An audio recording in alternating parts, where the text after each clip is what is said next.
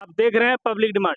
मैं अभी एक ऐसे महान शख्सियत से आप लोगों को मिलाने जा रहा हूँ, जो गिरिडीह अधिवक्ता संघ के महासचिव रहे हैं, भारतीय जनता पार्टी के कार्य समिति के सदस्य हैं और काफ़ी दिनों से जनता की सेवा करते आए हैं।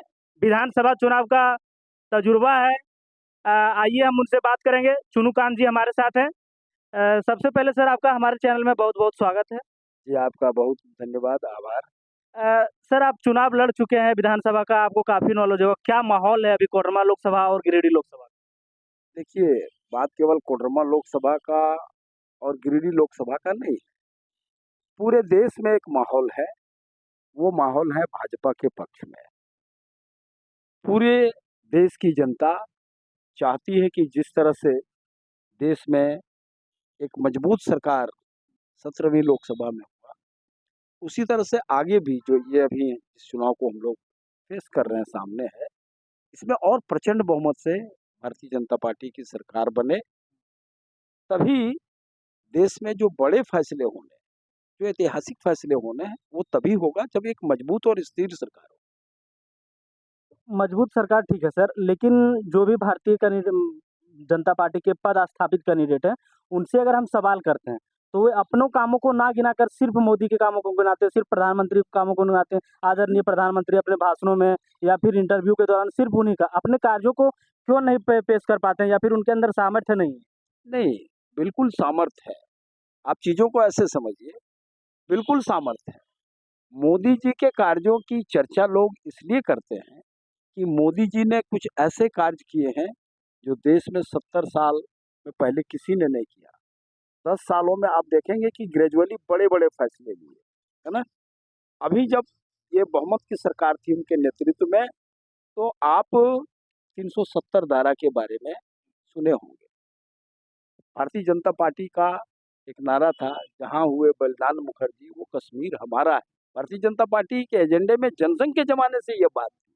कश्मीर हमारा अंग है, वो हमारा स्वाभिमान है, सम्मान है। कश्मीर हमारे जो पूर्ववर्ती सरकार थी, उन्होंने उसको तो ऐसा बना दिया कि कश्मीर यहाँ रहते हुए भी हमारा नहीं था। एक राष्ट्र में 2 विधान चलता था। मोदी जी ने कहा था कि हम हमारा जो एजेंडा है, हमारा जो संकल्प है, हम उस पर काम करेंगे, और जब उनको देश की जनता ने एब्सोल्यूट मेजॉरिटी दिया, तो उन्होंने धारा 370 हटाया। अब आप जाकर के कश्मीर को देखो, देखिए कश्मीरियों की क्या दशा बदली है, किस तरह से पर्यटन वहाँ बदला है, किस तरह से दुनिया के नक्शे पर कश्मीर, जिसको धरती का स्वर्ग कहा जाता था, अपने ही लोग वहाँ से भाग रहे हैं। आज दुनिया के लोग वहाँ आ रहे हैं।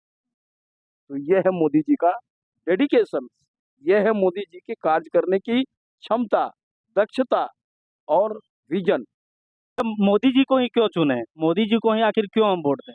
या फिर उनके ही समर्थकों को क्यों? नहीं, देखिए, आपने एक बहुत सटीक और बहुत बढ़िया सवाल किया है कि मोदी जी क्यों? मोदी जी आज पूरी दुनिया की जरूरत है। भारत का सम्मान, भारत का स्वाभिमान तो है ही।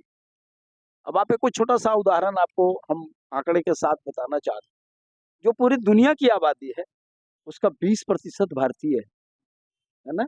और यूएन में जो सुपर पावर का, वीटो का जो पावर मिलता है, भारत को आज आज नहीं दे रहे हैं। कौन नहीं दे रहा है? चाइना उसके पीछे लगा हुआ है। क्यों चाइना उसके पीछे लगा हुआ है?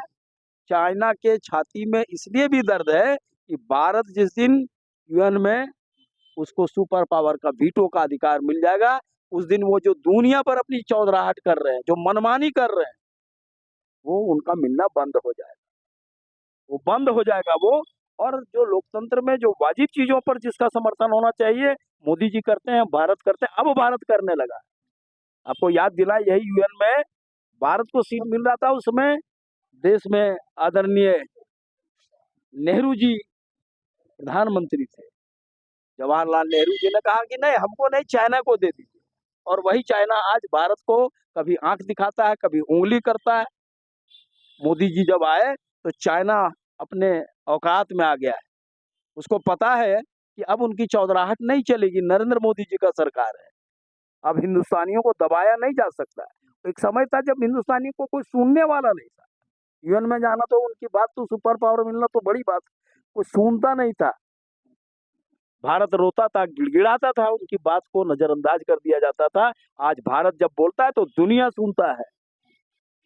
तो ये है मोदी जी की गारंटी, विश्वास, भरोसा, इसीलिए लोग मोदी की बात करते हैं। अ, वो बड़े मुद्दे हैं, वो इंटरनेशनल मुद्दे हैं, लेकिन जो स्थानीय मुद्दा है, उस क्या मुद्दा लेके आप जनता के बीच में अभी जा रहे हैं? ऐसा कोई मुद्दा नहीं जिस पर देश के प्रधानमंत्री ने काम नहीं किया। आपको याद होगा कि दुनिया में कोविड आया था, है ना? 2020 में मार्च में कोविड लगा, लॉकडाउन हुआ। आप याद करिए, अगर आप पीछे जाएँगे तो मोदी जी ने जब सत्ता संभाला तो उन्होंने एक अभियान चलाया, स्वच्छ भारत अभियान, है ना? उस समय लोग इसकी बड़ी आलोचना करते। लेकिन आप याद करिए कि वो कितना विज़नरी है, कितना आगे सोचते हैं। वो संक्रमण कहाँ होता है? जहाँ गंदगी होती है। बीमारी कहाँ होता है? जहाँ गंदगी होती है। जहाँ साफ-सफाई होता है वहाँ बीमारी नहीं होती। तो मोदी जी ने तब उसको कहा लोगों को, इसमें उनके आदत में जोड़ने का एक आह्वान किया, उसका असर भी दिखा। घर-घर में आप देख रहे होंगे कि पूरे, आप कहीं भी, आप गिरिडीह में बैठे हुए हैं, आप याद करिए क्या 10 साल पहले गिरिडीह में इस तरह से सफाई वाली गाड़ियाँ चलती थी क्या? आज कचरा वाला आता है गाना बजाते हुए, आपके घर के दरवाजे से कचरा लेके चला जाता है, आपके घर की सारी गंदगी चली जा रही है। महिलाओं का सम्मान के लिए, स्वाभिमान के लिए शौचालयों का निर्माण कराया। हर घर में करीब-करीब 12 करोड़ घरों में सुलभ शौचालय बना है देश में। आप गाँव में जाकर के देखिए कि महिलाएँ किस तरह से, जो कॉल ऑफ नेचर जब वो फ़ील करती थी तो वो शाम ढलने का इंतज़ार करती थी। क्योंकि उनके घर में शौचालय नहीं होता था। अंधेरा होता था तो वो किनारे कहीं जाते थे।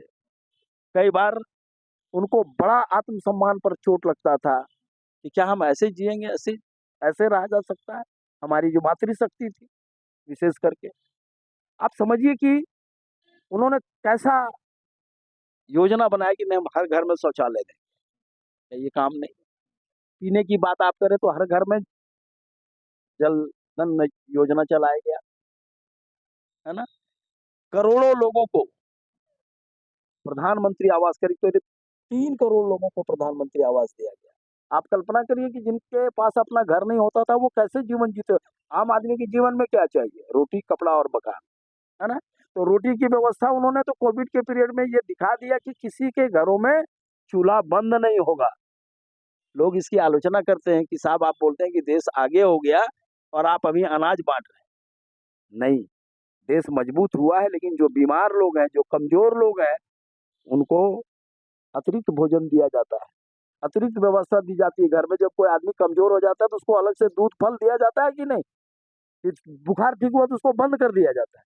आप ही बताइए, इसलिए दिया जाता है कि फिर आगे वो कमज़ोर नहीं। तो उन्होंने ये कहा कि हम किसी के घरों में चूल्हा बुझने नहीं देंगे, 5 किलो अनाज सबके घर में जाना। जलधन योजना, उज्ज्वला योजना,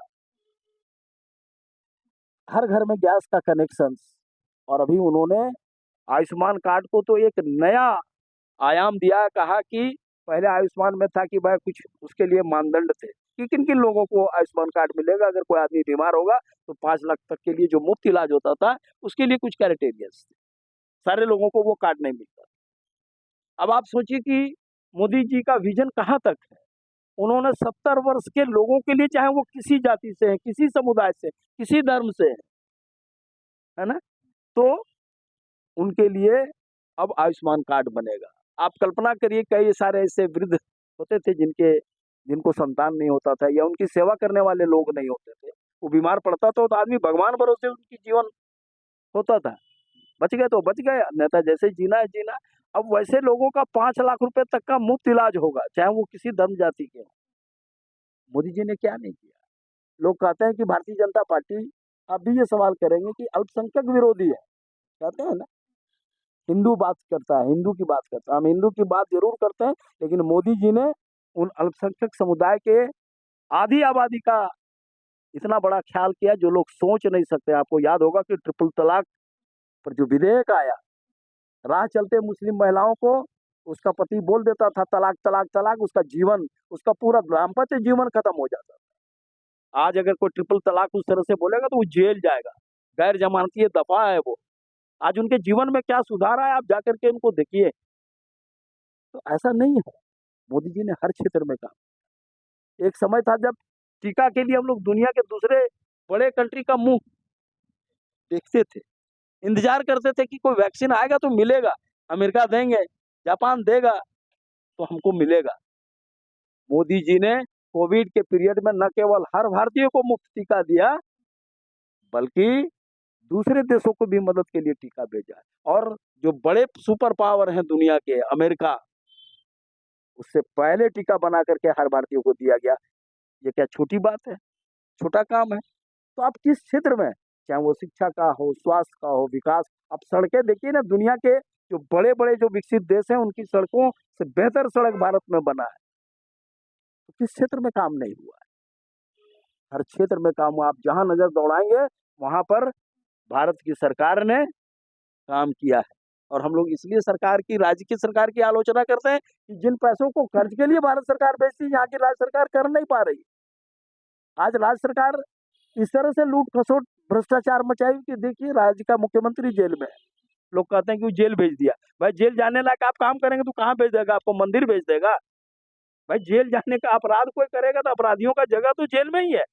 अब केवल सहानुभूति बटोरने के लिए हमको जेल भेज दिया, हमको जेल भेज दिया, ये राग अलापने से नहीं हो सकता है। जो अपराध करेंगे उनको दंड भोगने के लिए तैयार रहना पड़ेगा। पब्लिक डिमांड 18 के माध्यम से अधिवक्ता संघ के महासचिव चुनुकांत जी को आप सुन रहे थे। इनके विचारों को लेकर क्या सोचते हैं हमें कमेंट सेक्शन में बताइए। हम मिलते हैं आपको नए वीडियो में। जनता जनार्दन की जय।